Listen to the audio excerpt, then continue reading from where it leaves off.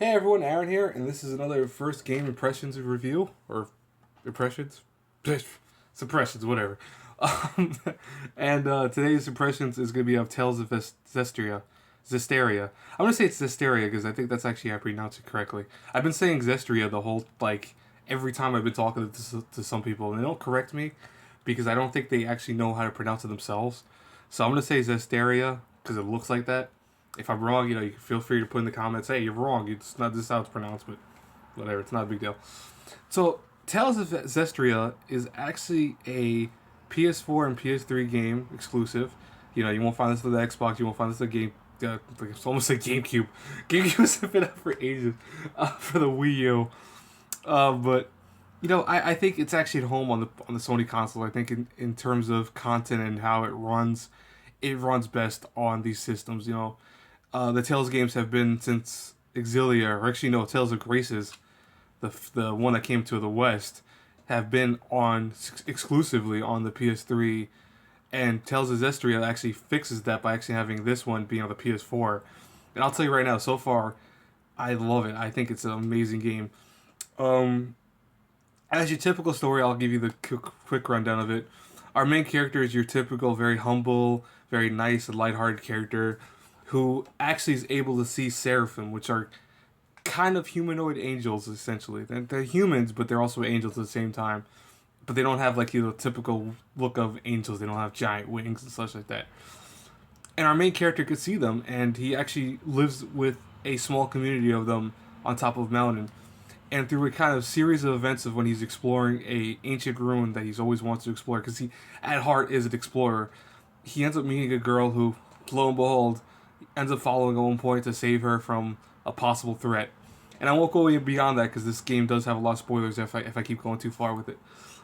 But it's your typical Tales of game type of story. Don't expect anything like Tales of Exilia 2, which I think Tales of Exilia 2 still is the high point of the Tales series in terms of storytelling, in that you have very untypical characters, plus the ones from the original Tales of Exilia, but then you actually had a multiple plot. You could actually change the ending depending on what you did toward the end. And it was the first in the series of Tales games to do that. And I think it was really well done. The story in general was the best of any Tales game. So far, Tales of Zestiria is not a bad story, don't get me wrong. It's just your typical story. There's nothing that's that crazy or unique about it so far. Now, typically, again, if you played a Tales game, you know the combat system. It's a kind of free flow type combat game where it's on an isometric field, so you have an open field per se, but at the same time, you are in a closed space, and you can go around, move around freely, beat the crap out of enemies. Singular button for main attacks, and then X button essentially for special attacks, etc., etc. And it's not anything revolutionary in terms of the combat. This is not per se different than any of the other ones. However, the biggest twist is the kind of new link system in this game, where if you played any games from Tales of Exilia or Tales of I know actually Tales of Exilia I think started this trend, where they thought it'd be cool to link characters so you can actually get strength from other characters being with you in battle per se, being like on your side. And in Tales of Zestria, it actually has it where not only do you get strength from having a character course linked to you, but you can actually pull off some special arts by combining and fusing with those characters at a certain point of the game because of your special power. And it's actually really, really cool. It's something that I was surprised to see come out so well. Every character that you link up with has different move sets and different kind of nuances to them that make them fun to play and make them kind of unique. And over the course of the game, so far, several hours into this game, it's actually very fun. I haven't gotten bored of the combat, which is something that Tales of games usually, even as much as I love Tales of games, they tend to get boring combat wise. Once you get past the 10-hour mark, it gets boring, and that's unavoidable because of the sheer fact that again it's repetitive. I mean, any JRPG, no matter what JRPG it is, Persona, Shin Megami games, etc., have some repetitive nature. I mean, that's how almost any game is, no matter what game you find, first person shooter or RPG. But a lot of times in combat games like this, the combat does get repetitive. So far, I like the combat of Tales of Zestiria. I think it's very, very well done. Has some nice boss battles so far. Has some really nice fluid motions and animations. I think it just works really well. So graphically, Tales of Zestiria actually looks phenomenal. I think the kind of open world now that you get instead of being a very linear type game is actually something that's just very unique and very nice to look at. And it also runs very well on the PS4. I do not know for the PS3 version. I've heard PS3 version runs pretty well. You know, albeit a little bit weaker, looks graphically a little weaker. That's to be expected. I mean, come on, it's a PS3. It's an old last gen console. PS4 just newer one. But you know, again, PS4 version is if you want to buy this, that's where to go with it. It looks phenomenal. I actually love the animations for it. I love the character designs. I think that because they went with the kind of mixture of simple and traditional, and sometimes a little bit flamboyant in terms of how the characters look. Like, I mean, the main character's side friend looked kind of flamboyant. But I think the way they did that is actually very nice because it fits very well with the story and kind of going with the simple slash angelic look of a lot of the characters. It looks really cool, and I think you can see that right there from the image alone how great the backgrounds and vistas look as you walk around. It only gets better. So far, the only weakness of it so far is probably the dungeons, which don't look that great, but it's not a big deal. I mean, dungeons are very small and not that large. You can traverse them pretty fast, so you don't get really too bored of seeing them. And I'll tell you right now, some of the boss battles are phenomenal. I almost cursed right there. Some of the bosses look so amazing. I'm surprised for a Tales game. You know, you don't expect huge bosses, and I think that's to come expected because usually Tales of games like Tales of Zestiria, Tales of Symphonia, Tales of Graces F, etc., they always have a kind of chibi kind of look to their characters, and also the enemies kind of take that chibi persona too. So even a giant boar creature or a giant dragon always looks like a giant little chibi dragon.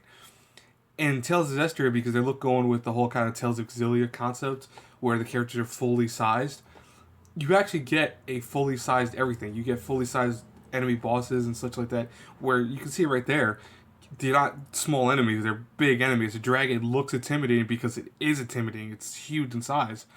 I think that's awesome. I think that was a great way to go with the game in general.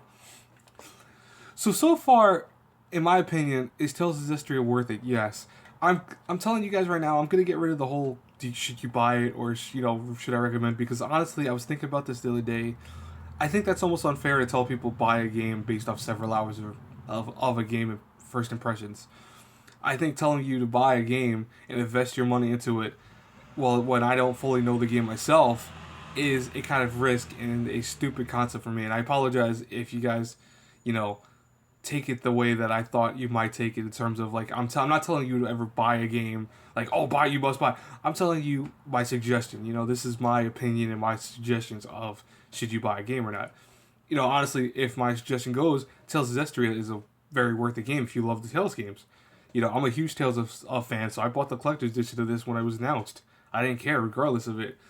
And I also am one person who will suffer buyer's remorse. So if I feel a game wasn't worth the money, I will say it's not worth the money.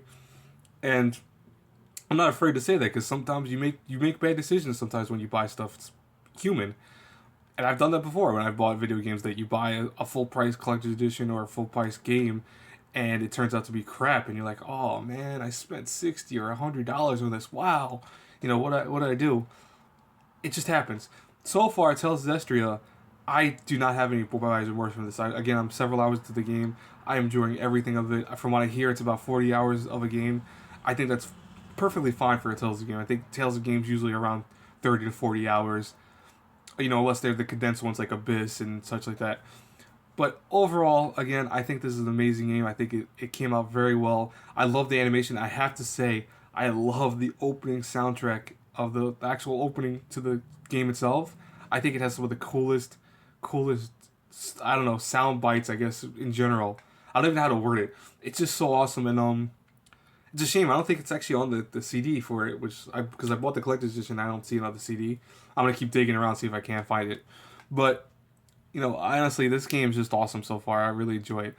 Anyways, guys, that's it for this first impressions. I hope you guys enjoyed it. Please rate, comment, like, thumbs down. I don't care.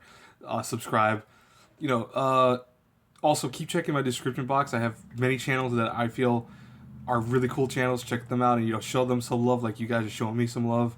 If you already have, well then thank you. But if you haven't, then come on, go check them out. They're really cool. They have anime reviews and music, etc., etc. as always, guys, until our paths cross again, I'll talk to you guys later. Have a great day. And yeah, that's it. Later. Bye.